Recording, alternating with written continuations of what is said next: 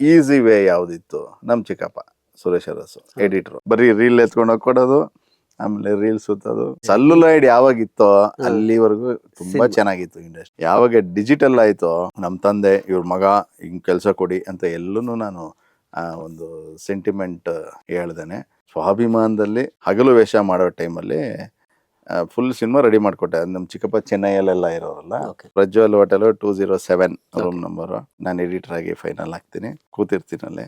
ನನ್ ಕ್ಯೂರಿಯಾಸಿಟಿ, ಯಾರು ಹೀರೋ ಅಂತ ಒಂದು ಆಲ್ರೆಡಿ ಕಟ್ಔಟ್ ಅಂದ್ರೆ ಎಂಟ್ರಿ ದರ್ಶನ್ ಅಡಿ ವಿಲನ್ ಮಕ್ಕಳು ಅಂದ್ಬಿಟ್ಟು ಅಲ್ಲಿಂದ ಒಂದು ಜರ್ನಿ. ಎರಡರಲ್ಲಿ ಒಂದು ಆಪ್ಷನ್, ಒಂದು ಎಡಿಟಿಂಗ, ಒಂದು ಆಕ್ಟಿಂಗ, ಎರಡರಲ್ಲಿ ಒಂದು. ಓಕೆ, ಎಡಿಟಿಂಗ್ ಮಾಡಿದ್ದೀನಿ, ಒಂದು ಆಕ್ಟಿಂಗ್ ಇರಲಿ, ಒಂದು ಡಿಫ್ರೆಂಟ್ ಆಗಿರುತ್ತೆ. ಎಲ್ಲ ವಿಲನ್ಗಳು ಮಕ್ಕಳು ಮಾಡ್ತಿದಾರಲ್ಲ. ದರ್ಶನ್ ಒಂದ್ಸರಿ ಯಾವ ಒಂದ್ಸರಿ ಮೀಟ್ ಮಾಡಿದ್ವಿ ಕಣೋ ಅಂತ ಚಿಕ್ಕ ವಯಸ್ಸಲ್ಲೇನೋ. ದಿನಕರು ಎಲ್ಲೂ ಕಾಂಪ್ರೋ ಆಗ್ತಿರ್ಲಿಲ್ಲ, ಇವನ್ ದರ್ಶನ್ ಕೂಡ ಕಾಂಪ್ರೋ ಆಗ್ತಿರ್ಲಿಲ್ಲ. ಆನ್ ಸ್ಕ್ರೀನ್ ಇದಾಗ ಸೀರಿಯಸ್, ಒನ್ಸ್ ಕಟ್ ಆದ್ಬಿಟ್ಟು ಬಂದ್ಮೇಲೆ ಇದು ದಿನಕರ ಚಾಟ್ ಅಲ್ಲಿ ಇದ್ದಾಗ ಅಷ್ಟೇ ಡೈರೆಕ್ಟ್ರು, ಹೊರಗಡೆ ಬಂದ್ಮೇಲೆ ಫ್ರೆಂಡ್ ಅಷ್ಟೇ.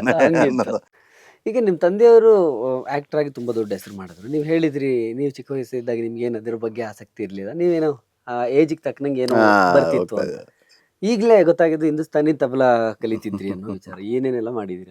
ಬಟ್ ನಿಮಗೆ ಹೆಂಗೆ ಸಿನಿಮಾ ಇಂಡಸ್ಟ್ರಿ ಎಂಟ್ರಿ ಯಾವಾಗ, ಹೆಂಗೆ ಶುರುವಾಯಿತು ಅಂತ? ಈಗ ನಟನೆ, ನಿರ್ದೇಶನ, ಎಡಿಟಿಂಗು, ಹಿಂಗೆ ಎಲ್ಲ ಮಲ್ಟಿ ಟಾಸ್ಕ್ ನಿಮ್ದು. ಹೆಂಗೆ ಸಿನಿಮಾಗೆ ಎಂಟ್ರಿ ಆಗಿದ್ದು, ಹೆಂಗೆ, ಯಾವಾಗ, ಹೆಂಗ್ ಶುರುವಾಗಿದ್ದು? ವಿಧಿ ಇಲ್ಲದೆ ಎಂಟ್ರಿ ಆಗ್ಬೇಕಿತ್ತು, ಹಂಗಾಯ್ತು ಪರಿಸ್ಥಿತಿ, ಸಂದರ್ಭ. ಯಾಕಂದ್ರೆ ನಮ್ಮ ತಂದೆ ಎಕ್ಸ್ಪೆರಿಮೆಂಟ್ 10th ಇದ್ದೆ, ಆಮೇಲೆ ಫಸ್ಟ್ PUC ಮಾಡಿದೆ. ಫಸ್ಟ್ PUC ಅಷ್ಟೇ, ಸೆಕೆಂಡ್ PUCನೂ ಹೋಗಿಲ್ಲ. ಹಾಗೆ ಫಸ್ಟ್ PUC ಮಾಡಿದೆ. ಫಸ್ಟ್ PUC ಆಗಿ ಏನು ಬರೀ ನಾನು ಓದ್ಕೊಂಡು ಹೋದ್ರೆ ಇನ್ನೂ ಇಬ್ರು ತಮ್ಮದಿರ್ತಾರೆ, ಅವರು ಓದಬೇಕು, ಹೇಗೆ ಮುಂದೆ ಏನು ಕತೆ, ಎಷ್ಟು ಅಂತ ಬರೀ ಅಸೆಟ್ ಇದ್ದಾವೆ, ಅವು ಸಾಲಿಡಲ್ಲಿದೆ, ಲಿಕ್ವಿಡ್ ಬೇಕು. ಸುಮ್ಮನೆ ಈ ರೀತಿ ಮಾಡ್ಕೊಂಡಿದ್ರೆ ಆಗಲ್ಲ, ಏನೋ ಒಂದು ಮಾಡಬೇಕಲ್ಲ ಅಂತ ಅಂದ್ಕೊಂಡು ಆಮೇಲೆ ಡಿಸೈಡ್ ಮಾಡಿಬಿಟ್ಟು ಈಸಿ ವೇ ಯಾವುದಿತ್ತು, ನಮ್ಮ ಚಿಕ್ಕಪ್ಪ ಸುರೇಶ್ ಅರಸು ಎಡಿಟರು. ಹಾಗಾಗಿ ಅಟ್ಲೀಸ್ಟ್ ಒಂದು ಟೆಕ್ನಿಕಲಿ ಇದಕ್ಕೆ ಹೋಗೋಣ ಅಂತ ಅಂದ್ಕೊಂಡು, ಏನೂ ಗೊತ್ತಿರಲಿಲ್ಲ, ಸುಮ್ಮನೆ ಬ್ಲೈಂಡ್ ಆಗಿ ಈ ಥರ ಬರ್ತೀನಿ ಅಂದೆ. ಬಾರೋ ಅಂದರು ನೀಟಾಗೆ. ಫಸ್ಟ್ PUC ಎಕ್ಸಾಮು ಇವತ್ತು ಬರದೆ, ನೆಕ್ಸ್ಟ್ ಡೇ ಒಂದಿನ ರೆಸ್ಟು, ಏನು ಕಿತ್ತಬಾಕ್ಬಿಟ್ಟಿದ್ದೀನಿ ಅನ್ನೋ ಥರ ಒಂದಿನ ರೆಸ್ಟು. ನೆಕ್ಸ್ಟ್ ಡೇ ಹೋಗಿ ಅಪ್ರೆಂಟಿಸ್ ಆಗಿ ಜಾಯ್ನ್ ಆದೆ. ಅಪ್ರೆಂಟಿಸ್ ಆಗಿ ಎಡಿಟ್ ಮಾಡಿದ್ದು. ಎಷ್ಟನೇ ಇಸ್ವಿ ಇದು? 95. ನಿಮ್ಮ ಚಿಕ್ಕಪ್ಪ ಅವರು ಅವಾಗಲೇ ಬಾಲಿವುಡ್, ಕನ್ನಡ ಚಿತ್ರರಂಗದಿಂದ ಹಿಡಿದು ಬಾಲಿವುಡ್ ಬಹಳ ದೊಡ್ಡ ಹೆಸರು ಮಾಡಿದ ಎಡಿಟರ್ ಸುರೇಶ್ ಅರಸ್. ಇವರೆಲ್ಲ ಬಾಲಿವುಡ್ಗೆ ಹೋಗಿ ಅವಾಗಲೇ ಕೆಲಸ ಮಾಡಿದಾರೆ, ನಾವು ಇವಾಗ ಬಾಲಿವುಡ್ ಅಂತೀವಿ, ಇದೆಲ್ಲ ಮಾತಾಡ್ತೀವಿ ಅಂತ ಅನ್ಸುತ್ತೆ. ಎಷ್ಟನೇ? 95. ಓಕೆ, ಎಡಿಟರ್ ಆಗ್ತೀವಿ. 95 ಅಲ್ಲಿ ಎಡಿಟರ್ ಆಗಿಲ್ಲ, ಇನ್ನು ಅಪ್ರೆಂಟಿಸ್. ಅಷ್ಟೆಂಟು ಅಲ್ಲ, ಅಪ್ರೆಂಟಿಸು. ಬರೀ ರೀಲ್ ಎತ್ಕೊಂಡು ಹೋಗಿ ಕೊಡೋದು, ಆಮೇಲೆ ರೀಲ್ ಸುತ್ತೋದು. ನಮ್ಮ ಅಣ್ಣ ಇರೋ ನಮ್ಮ ದೊಡ್ಡಪ್ಪನ ಮಗ ಶಿವ ಅಂತ, ಅವ್ರು ಹೇಳ್ಕೊಡೋದು. ಕೆಂಪರಾಜು ಅಂತ ಎಡಿಟ್ರು, ಅವ್ರು ಅಷ್ಟೇ. ಹಿಂಗ್ ಇಟ್ಕೊಳ್ಳೋ, ಹಿಂಗ್ ಸುತ್ತ, ಒಂದೊಂದ್ಸರಿ ಗೊತ್ತಿಲ್ಲ ಏನಕ್ಕೆ ಸುತ್ತೋದು, ರೀಲ್ ಹಿಂಗ್ ಬಂದ್ಬಿಡೋದು ರೀಲು. ಅದನ್ನೆಲ್ಲ ಹಿಂಗ್ ನಿಲ್ಸಕ್ ಹೋಗಿ ಬೆರಳೆಲ್ಲ ಹೊಡ್ಕೊಂಡು ಸ್ಪೂಲ್ಗೆ ಈ ರೀತಿ ಎಲ್ಲ ಆಗಿದ್ದು. ಎಲ್ಲ ಒಂಥರ ತುಂಬಾ ಚಂದ. ಸೆಲ್ಯುಲಾಯ್ಡ್ ಯಾವಾಗಿತ್ತೋ ಅಲ್ಲಿವರೆಗೂ ತುಂಬಾ ಚೆನ್ನಾಗಿತ್ತು ಇಂಡಸ್ಟ್ರಿ. ಯಾವಾಗ ಡಿಜಿಟಲ್ ಆಯ್ತೋ ಅಂದ್ರೆ ಸುಮ್ಮನೆ ಹಿಂಗೆ ಮೊಬೈಲಲ್ಲಿ ಹಿಂಗೆ ಇಟ್ಕೊಂಡು ಎಡಿಟ್ ಮಾಡೋರೆಲ್ಲ ಎಡಿಟ್ರು, ಯೂಟ್ಯೂಬಲ್ಲಿ ಸಿನಿಮಾ ನೋಡಿಕೊಂಡು ಡೈರೆಕ್ಷನ್ ಕೋರ್ಸ್ ಮಾಡೋರೆಲ್ಲ ಡೈರೆಕ್ಟ್ರು. ಆಮೇಲೆ ಈ ಮಾಡಲಿ ಇಲ್ಲ ಅಂತಲ್ಲ, ನಾನು ಯಾರನ್ನೂ ಬರಬಾರ್ದು ಇದು ಅಂತಲ್ಲ, ಅದಕ್ಕೆ ಒಂದು ಕಲಿಕೆ ಅನ್ನೋದಿರುತ್ತೆ. ಕಲ್ತ್ಕೊಂಡು ತಿಳ್ಕೊಂಡು, ಈಗ ABCD ಅಂತ ನಮ್ಮ ಚಿಕ್ಕ ವಯಸ್ಸಲ್ಲಿ ಹೇಳ್ಕೊಟ್ಟಿದ್ದಕ್ಕೆ ತಾನೇ ನಮಗೆ ಇದು ABCD ಅದು ಕಲ್ತ್ಕೊಂಡು ನಮ್ಮ ಹೆಸರು ನಾವು ಬರೆಯೋಕ್ಕೆ ಸಾಧ್ಯ. ಏನೂ ಇಲ್ಲದೆ ನಾವು ಕಲಿದೇನೆ ನಾವು ಇಂಗ್ಲೀಷ್ ಬರೆದ್ಬಿಡು ಅಂತಂದರೆ, ಅಥವಾ ಕಾಗುಣಿತ ಗೊತ್ತಿಲ್ದೇನೆ I ಬರೆದ್ಬಿಡು ಅಂತ ಅಂದ್ಬಿಟ್ರೆ ಎಲ್ಲಿ ಗೊತ್ತಾಗುತ್ತೆ ಅಲ್ವಾ? ನೀವು ಇಂಡಿಪೆಂಡೆಂಟ್ ಆಗಿ ನಿಮ್ಮ ಕೆಲಸ ಶುರು ಮಾಡಿದ್ದು ಯಾವ ಸಿನಿಮಾಯಿಂದ? ಮೆಜೆಸ್ಟಿಕ್ ಫಸ್ಟ್ ಸಿನಿಮಾ ಎಡಿಟರ್ ಆಗಿ. 5 ವರ್ಷ ನಮ್ಮ ಚಿಕ್ಕಪ್ಪತ್ರ ಅಸಿಸ್ಟೆಂಟ್ ಆಗಿ ಮಾಡಿದೆ. ಆಮೇಲೆ ಹೊರಗಡೆ ಬಂದು ನಾನು ಓಕೆ, ನಾನು ಕೇಪಬಲ್ಲು, ಒಬ್ಬ ಎಡಿಟರ್ ಆಗಿ ನಾನು ಕೆಲಸ ಮಾಡಬಹುದು ಅಂತ ಅಂದು ಹೊರಗಡೆ ಬಂದ ಮೇಲೆ ಆವಾಗ ಮಾಮೂಲಿ 1 ವರ್ಷ ಸೈಕಲ್ಲು.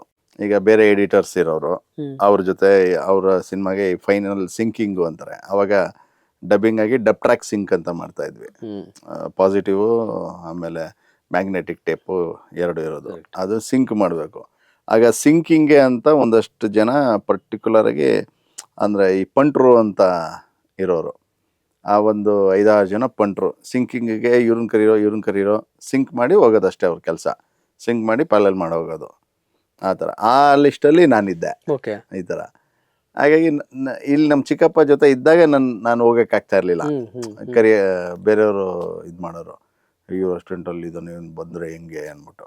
ಯಾವ ಒನ್ಸ್ ಹೊರಗಡೆ ಬಂದ ಫ್ರೀ ಇಂಡಿಪೆಂಡೆಂಟ್ ಆಗೋದೆ, ಆವಾಗ ಕರೆಯೋರು. ನಾನು ಎಲ್ಲೂ ಕೂಡ ಇವ್ರ ನಮ್ಮ ತಂದೆ ಇವ್ರ ಮಗ ಹಿಂಗೆ ಕೆಲಸ ಕೊಡಿ ಅಂತ ಎಲ್ಲೂ ನಾನು ಒಂದು ಸೆಂಟಿಮೆಂಟ್ ಇದನ್ನು ಹೇಳ್ದೇನೆ ಸ್ವಾಭಿಮಾನದಲ್ಲಿ ನಮ್ಮಪ್ಪ ಅವಾಗಿಂದ ಹೇಳ್ಕೊಡೋರು ಸ್ವಾಭಿಮಾನದಲ್ಲಿರೋ ಮಗನೇ ಅಂತ.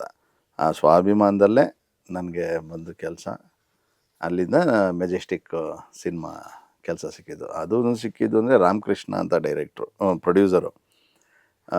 ಆಮೇಲೆ ಗೊತ್ತು. ಹಗಲು ವೇಷ ಎಲ್ಲ ಸಿನಿಮಾ 3 ಜನ ಪ್ರೊಡ್ಯೂಸರ್ಸ್ ಜಗನ್ನಾಥ್, ಮಂಜುನಾಥ್, ಆಮೇಲೆ ಮಂಜು ಸರ್, ಈಗ ಸಿಲ್ಕ್ ಮಂಜು ಅಂತ ಹೇಳೋದು. ರಾಮಕೃಷ್ಣ ಅವರು ಬಂದು ಹಗಲು ವೇಷ ಮಾಡೋ ಟೈಮಲ್ಲಿ ಫುಲ್ ಸಿನಿಮಾ ರೆಡಿ ಮಾಡಿಕೊಟ್ಟೆ. ಅದು ನಮ್ಮ ಚಿಕ್ಕಪ್ಪ ಚೆನ್ನೈಯಲ್ಲೆಲ್ಲ ಇರೋರಲ್ಲ, ಅವ್ರು ರಫ್ ಕಟ್ ಮಾಡಿ ರೆಡಿ ಮಾಡೋದು. ಫೈನಲ್ ಬಂದು ಟ್ರಿಮ್ ಬರ್ಗು Ramachandrappa sir cinema, Shivanna hero. ಆ ಸಿನಿಮಾದಲ್ಲಿ ಅವ್ರು ನೋಡೋರು, ಈಗ ಚೆನ್ನಾಗಿ ಮಾಡ್ತಾನಲ್ಲ ಹುಡುಗ ಅಂದ್ಬಿಟ್ಟು ಅವರು ಒಂದ್ಸರಿ ರೆಫರ್ ಮಾಡಿದ್ರು PN ಸತ್ಯ ಅವ್ರನ್ನ. ಒಂದ್ಸರಿ ಕರ್ಸಿ ಗಾಂಧಿನಗರಲ್ಲಿ ಈ ಥರ ಹಿಂಗೆ ಇವ್ರ ಮಗ ಹೊಸೂರು ಮಗ ಚೆನ್ನಾಗಿ ಮಾಡ್ತಾನೆ ರೀ, ಕೊಡ್ರಿ ನಿಮ್ಮ ಸಿನಿಮಾ ಈಗ ನೆಕ್ಸ್ಟ್ ಮಾಡ್ತಿರಲ್ಲ ಒಂದು ಕೊಡ್ರಿ.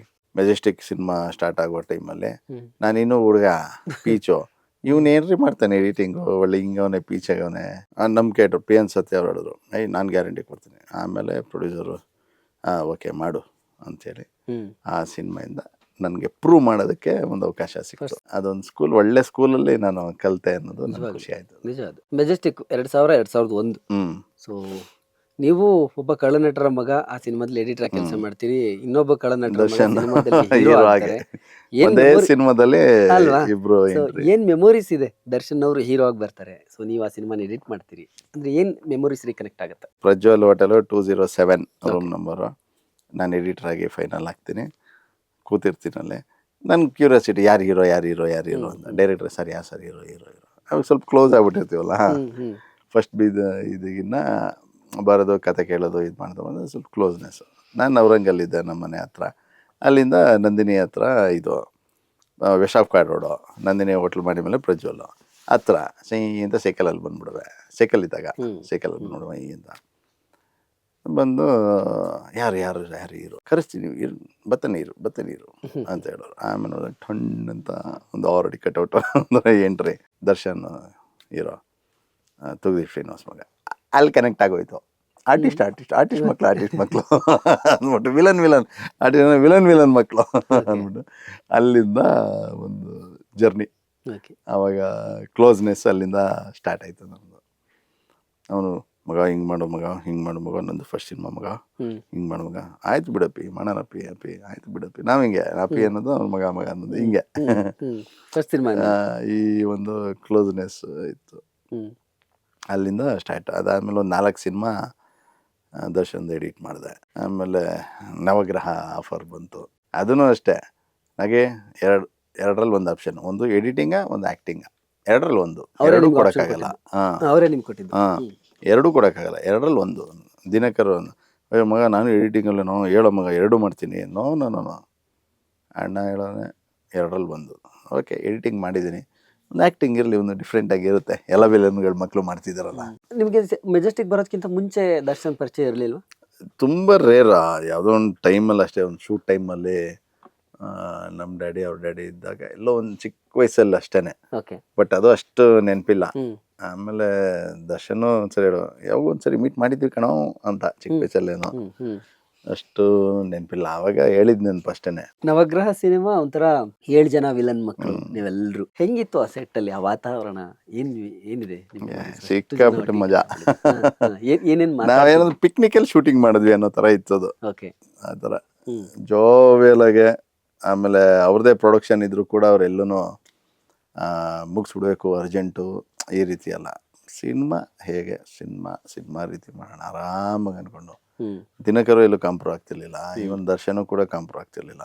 ಈ ಸೀನ್ ಬೇಕು, ಹಿಂಗೆ ಇಷ್ಟು ಖರ್ಚಾಗುತ್ತಾ, ಓಕೆ ಸೆಟ್ ವರ್ಕು, ಇದು ಈ ರೀತಿ ಪಕ್ಕ ಒಂದು ಕಮರ್ಷಿಯಲ್ ವೇ ಅಲ್ಲೇನೆ ಮಾಡೋರು, ಎಲ್ಲೂ ಕಾಂಪ್ರಮೈಸ್ ಇಲ್ಲ. ಓಕೆ. ನಮ್ಮನ್ನ ಅಷ್ಟೇ ಅಚ್ಚುಕಟ್ಟಾಗಿ ನೋಡ್ಕೊಂಡ್ರು. ನಾನು ಹೆಂಗಿದ್ದೀನಿ ಎಲ್ಲರೂ ಹಂಗೆ ಇರಬೇಕು, ಅದೇ ಹೋಟ್ಲಲ್ಲಿ ಇರಬೇಕು ಅಂದ್ಬಿಟ್ಟು ನಮಗೂ ಎಲ್ಲ ಸ್ಟಾರ್ ಹೋಟ್ಲಲ್ಲೇ ಇಸ್ಕೊಂಡ್ರು. ಹೈ ಫೈಯಲ್ಲಿ ಒಂದು ಸಿನಿಮಾ ಮಾಡ್ಕೊಂಡು ಇರೋದು, ಜಾಲಿಯಾಗಿ ಪಿಕ್ನಿಕಲ್ಲಿ ಸಿನಿಮಾ ಮಾಡಿದ್ದು, ಹಂಗಿತ್ತು ಅದು. ಯಾಕಂದ್ರೆ ಎಲ್ಲರೂ ಹುಡುಗ್ರೆ, ಎಲ್ಲ ತರಲೆಗಳ ಒಬ್ಬೊಬ್ಬರು ಜೋವಿಯಲ್ ಹಂಗೆ ಮಾಡ್ಕೊಂಡು. ಬಟ್ ಆನ್ ಸ್ಕ್ರೀನು ಇದಾಗ ಸೀರಿಯಸ್ಸು. ಒನ್ಸ್ ಕಟ್ ಆದ್ಬಿಟ್ಟು ಬಂದ್ಮೇಲೆ ಇದು ದಿನಕರ ಚಾಟಲ್ಲಿ ಇದ್ದಾಗ ಅಷ್ಟೇ ಡೈರೆಕ್ಟ್ರು, ಹೊರಗಡೆ ಬಂದ್ಮೇಲೆ ಫ್ರೆಂಡು ಅಷ್ಟೇ ಅನ್ನೋದು. ಪ್ಯಾಕಪ್ ಆದ್ಮೇಲೆ ಮಾಮೂಲಿ ಇರ್ತಾರಲ್ಲ, ಬರ ಅನ್ಕೊಂಡು ಅದು ಬೇರೆ ಥರ. ದರ್ಶನ್ ಅವ್ರು ಹೆಂಗಿರ್ತಿದ್ರು? ಈಗ ನೀವು 2000ನೇ ಇಸ್ವಿಯಲ್ಲಿ 2001ನೇ ಇಸ್ವಿಯಲ್ಲಿ ಮೆಜೆಸ್ಟಿಕ್ ಮಾಡಿದಾಗ ದರ್ಶನ್ ಆಗಿನೂ ಹೀರೋ, ನೀವು ಇದು ಎಡಿಟರ್ ಆಗಿ. ಬಟ್ 2005ಕ್ಕೆ ಬರೋ ವರ್ಷದಲ್ಲಿ ದರ್ಶನ್ ಒಂದು ಲೆವೆಲ್ಗೆ ಫೇಮ್ ಬಂದಿತ್ತು ಆನ್ ಸ್ಕ್ರೀನ್. ಹೌದೌದು. ಹೇಗೆ ಅಂದ್ರೆ ಆ ಹತ್ರದಿಂದ ನೀವು ಆ ಬೆಳವಣಿಗೆ ನೋಡಿದ್ರಿ ಹೇಗೆ? ಚೆನ್ನಾಗೇ ಇದ್ದಿದ್ದು ಎಲ್ಲೂ.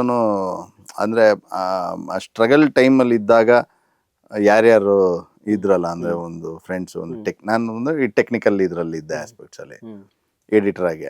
ಇನ್ನು ಕೆಲವು ಆರ್ಟಿಸ್ಟಲ್ಲಿರೋರು ಜೋವಿಯಲಾಗೆ ಅವಾಗ ಎಲ್ಲಾದ್ರೂ ಒಂದು ಕಡೆ ಸಿಗೋದು. ಆಮೇಲೆ ದರ್ಶನ್ದು ಯಾವುದೇ ಸಿನಿಮಾ ರಿಲೀಸ್ ಆದ್ರೂ ನಾನು ಫೋನ್ ಮಾಡಿ, ಸಿನಿಮಾ ನೋಡಿ ಫೋನ್ ಮಾಡಿ, ಹಿಂಗಿದೆ ಕಣೋ ಪಿ, ಚೆನ್ನಾಗಿದೆ, ಇದು ಚೆನ್ನಾಗಿದೆ, ಇದೊಂದು ಚೂರು ಹಿಂಗಾಯ್ತು, ಇಲ್ಲ ಈ ಕತೆ ನನಗೆ ಅಷ್ಟಿದಾಗಿಲ್ಲ ಅಂತ ಕೆಲವೊಮ್ಮೆ ನೇರವಾಗಿ ಹೇಳ್ತಾ ಇದ್ದಿದ್ದು. ಅಲ್ಲಿವರೆಗೂ ಒಂದು ಒಡನಾಟ ಚೆನ್ನಾಗಾಯಿತು. ಆಮೇಲೆ ನಾನು 2011ವರೆಗೂ 10-11ವರೆಗೂ ಆ ಒಂದು ಒಡನಾಟ ಇತ್ತು. ಆಮೇಲೆ ನಾನು ಒಂದು ತಮಿಳ್ ಸಿನಿಮಾ ಮಾಡಬೇಕು ಅಂತ ಚೂರು ಹೊರಗಡೆ ಹೋಗ್ತೀನಿ ತಮಿಳ್ನಾಡಿಗೆ. ಆವಾಗ ಚೂರು ಗ್ಯಾಪ್ ಆಗುತ್ತೆ. ಆಮೇಲೆ ಆಮೇಲೆ ಮತ್ತೆ ನಂದು ಡೈರೆಕ್ಷನು ಇದು ಈ ಥರ ಬ್ಯುಸಿ ಸಿಕ್ಕಿದಾಗ ಬರ್ತ್ಡೇ ವಿಶಸ್ಸು ಆವಾಗ ಹಂಗೆ ಆ ಥರ ಹೋಗೋದು. ಯಾಕಂದರೆ ಇರುತ್ತಲ್ಲ ನಮ್ದು ನೋಡ್ಕೊಬೇಕು. ಆಮೇಲೆ ನಾನು ಡಿಸ್ಟರ್ಬ್ ಮಾಡೋಕ್ಕೆ ಹೋಗ್ತಾ ಇರಲಿಲ್ಲ. ಯಾಕಂದರೆ ಒನ್ಸು ತುಂಬ ಬೆಳೆದಾದ್ಮೇಲೆ, ಯಾಕಂದರೆ ಒಂದು ಲೆವೆಲ್ ಬೆಳೆದಿರ್ತಾರೆ, ಆಮೇಲೆ ಶೂಟಿಂಗಲ್ಲಿ ಇರ್ತಾರೋ ಇನ್ನೇನೋ, ನಾವು ಫೋನ್ ಮಾಡೋದು ಮತ್ತು ಪದೇ ಹೋಗೋದು. ಆ ಒಂದೇನು ರಿಲೇಷನ್ ಚೆನ್ನಾಗಿದೆಯಾ, ಆರಾಮಾಗಿರೋಣ, ಬರ್ತ್ಡೇಗೆ ಹೋಗೋದು, ವಿಶ್ ಮಾಡೋಣ. ಆಮೇಲೆ ಮೆಜೆಸ್ಟಿಕ್ದು 20 years ಫಂಕ್ಷನ್ ಆದಾಗ್ಲೂ ರಿಲೀಸ್ ಮಾಡಿದ್ರು. ಆವಾಗ್ಲೂ ಅಷ್ಟೇ ಆ ಮೆಮೊರೀಸ್ ಎಲ್ಲ ಕೆಲೆ ಹಾಕಿದ್ವಿ, ಒಂದು ಪಾರ್ಟಿ ಮಾಡಿದ್ವಿ, ಅಲ್ಲೊಂಥರ ಆ ಟೈಮಲ್ಲಿ ಹೆಂಗಿದ್ವಿ ನಾವು ಅನ್ನೋದು, ಈ ಥರ ಎಲ್ಲ ಜೋವಿಯಲಾಗೆ ಮಜಾ ಆಯಿತು. ಹಾಯ್ ನಮಸ್ಕಾರ, ನಾನು ನಿಮ್ಮ ಧರ್ಮ ಕೀರ್ತಿರಾಜ್. ಡೈಲಿ ಮಾಧ್ಯಮ ಪ್ರತಿಯೊಬ್ಬರನ್ನು ದಯವಿಟ್ಟು ಸಪೋರ್ಟ್ ಮಾಡಿ. ನನಗೊಂದು ಖುಷಿ ಏನಂದರೆ, ನನಗೆ ತುಂಬ ಪರಿಚಯ ಇರೋರು ಅಶೋಕ್ ಅವರು. ಸೊ ನನಗೆ ಒಂದು ಸಿನಿಮಾ ರಂಗದಲ್ಲಿ ನಾನು ಕಾಲಿಟ್ಟಾಗಿಂದ ಇವತ್ತಿನವರೆಗೂ ನಾನು ತುಂಬ ಸಪೋರ್ಟ್ ಮಾಡಿದ್ದಾರೆ. ಏನೇ ಒಂದು ಹಿಟ್ ಆಗಿರ್ಬೋದು, ಫ್ಲಾಕ್, ಪ್ರತಿಯೊಂದು ಹಂತದಲ್ಲೂ ನನ್ನ ಜೊತೆ ಇದ್ದಾರೆ. ಸೊ ಇವತ್ತು ಬಿಗ್ ಬಾಸ್ ಮನೆಯಿಂದ ಬಂದ ಮೇಲೆ ತುಂಬ ಪ್ರೀತಿಯಿಂದ ಒಂದು ಇಂಟರ್ವ್ಯೂ ತೊಗೊಂಡಿದ್ದಾರೆ. ಇವರೆಲ್ಲ ಬಂದು ಯೂಟ್ಯೂಬ್ ಚಾನಲ್ಸಲ್ಲಿ ಎಲ್ಲೂ ಇರಲಿಲ್ಲ, ಬಟ್ ಇವರು ಪತ್ರಿಕಾ ಮತ್ತು ಮಾಧ್ಯಮದಲ್ಲಿ ಇದ್ದಿದ್ದವರು. ಸೊ ಇವರು ಇದನ್ನು ಸ್ಟಾರ್ಟ್ ಮಾಡಿದ್ದಾರೆ. ಸೊ ನಿಮ್ಮ ಸಪೋರ್ಟು, ನಿಮ್ಮ ಆಶೀರ್ವಾದ ಸದಾ ಇರಲಿ. And very proud of them. ಯಾಕಂದರೆ ಅವ್ರ ಪ್ರೊಫೆಷನ್ನ ಏನಿದೆಯೋ ಅದನ್ನೇ ಕಂಟಿನ್ಯೂ ಮಾಡಿ ಇದರಲ್ಲೂ ಒಂದು ಸಾಧನೆ ಮಾಡಬೇಕಂತಿದ್ರೆ. ಸೊ ನಿಮ್ಮ ಆಶೀರ್ವಾದ, ಸಪೋರ್ಟ್ ಸದಾ ಇರಲಿ ಅಂತ ಕೇಳ್ಕೊತೀನಿ. Thank you.